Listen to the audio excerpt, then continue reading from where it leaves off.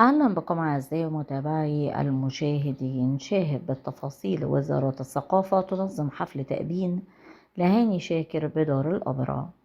تستعد وزارة الثقافة لتنظيم حفل تأبين على المسرح الكبير بدار الأوبرا المصرية تكريما لأمير الغناء العربي هاني شاكر، والذي رحل تاركا إرثا فنيا خالدا في وجدان جمهور ومحبيه في مصر والوطن العربي.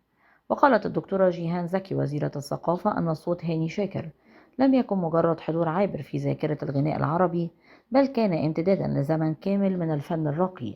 وأضافت أن الفنان الراحل ترك خلفه إرثا فنيا سيظل حيا في ذاكرة الثقافة العربية، بما حمله صوت وقدرة نادرة على التعبير عن المشاعر الإنسانية البسيطة والعميقة في آن واحد. مؤكدا أن حفل التأبين الذي تنظمه وزارة الثقافة لن يكون مجرد وداع لفنان كبير، بل تحية وفاء وتقدير لمسيرة استثنائية صنعت جزءا من وجدان الأمة العربية. من فضلك لا تنسى الاشتراك في القناة، تفعيل الجرس على وضع الكل، وعمل لايك ليصلك دائما وأبدا كل جديد من القناة. شكرا لكم.